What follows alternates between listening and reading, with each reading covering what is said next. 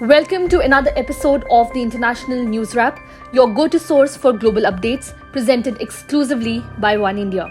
In today's edition, we bring you a wide range of stories from the detection of a new family of COVID-19 variants nicknamed FLiRT and its rise to the meeting between the US Secretary of State Antony Blinken and Israeli Prime Minister Benjamin Netanyahu in Jerusalem. Stay tuned as we explore the most important international developments of the day, keeping you informed about the latest events unfolding around the world. A new family of COVID-19 variants is emerging in the US known as the FLiRT variants.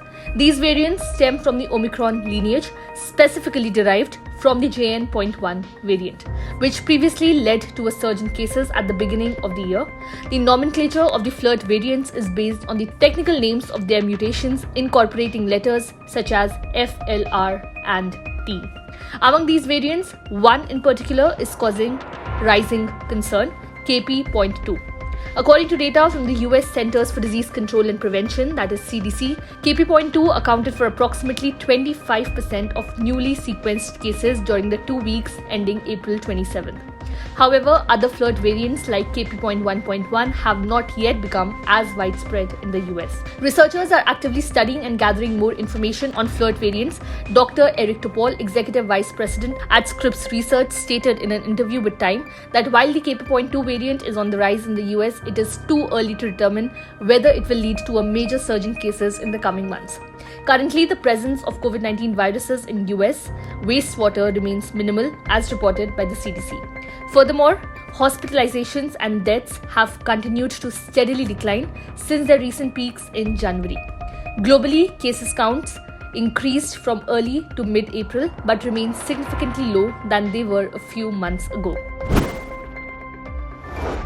The Philippines has accused China's Coast Guard of escalating tensions in the South China Sea following an incident where two vessels sustained damage from a water cannon used by Beijing. According to Philippine officials, a Coast Guard ship and a fisheries vessel were affected when Chinese Coast Guard vessels fired water cannons at them while en route to the disputed Scarborough Shoal to assist Filipino fishermen at sea. Commodore J. Tariela, the Philippine Coast Guard spokesperson for South China Sea matters, stated that China's actions have heightened tensions by directly employing water cannons against one of the vessels for the first time. It just goes to show that Goliath is becoming more Goliath. They don't hesitate to use brute force to violate international law, Tariela remarked during a briefing. China has previously utilized water cannons against civilian supply vessels crewed by the Philippine Navy in the region. Scarborough Shoal, a crucial fishing area near major shipping lanes, is claimed by multiple countries, but no single nation holds sovereignty over it. Situated within the Philippines' exclusive economic zone, the shoal has long been a contentious issue between the Philippines and China.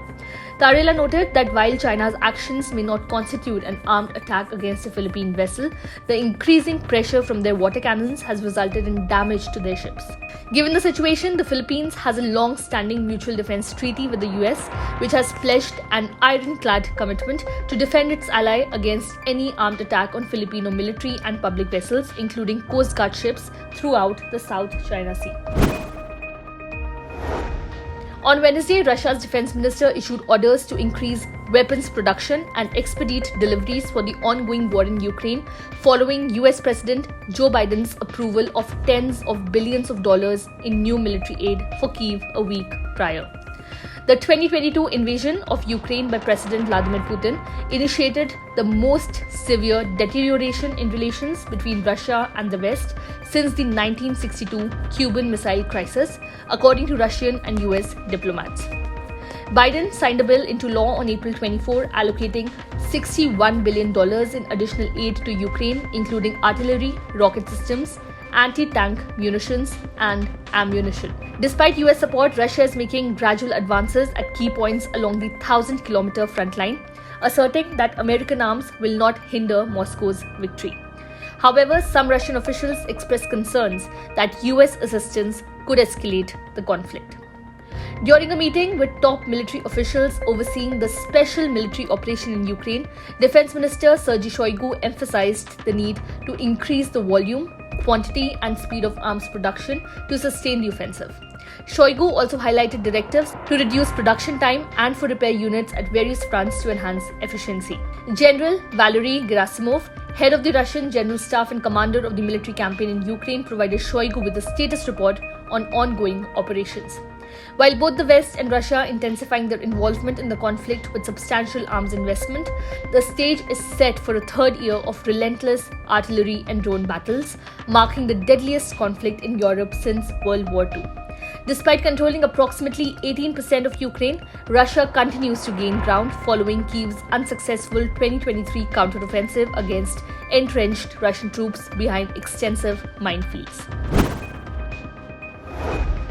Violent clashes erupted at the University of California in Los Angeles, that is UCLA, on Wednesday between pro-Palestinian protesters and a group of counter-demonstrators, as reported by live video coverage from a US broadcaster.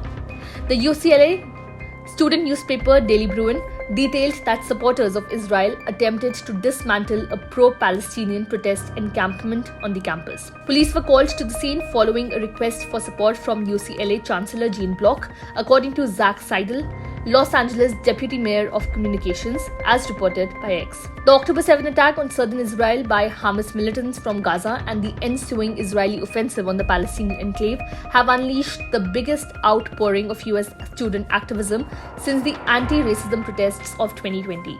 Aerial footage revealed individuals wielding sticks or poles, using them to attack wooden boards held up as makeshift barricades protecting pro-Palestinian protesters, some of whom held placards or umbrellas. In a separate incident, late on Tuesday, New York City police arrested numerous pro-Palestinian demonstrators who had occupied an academic building on the Columbia University campus in New York.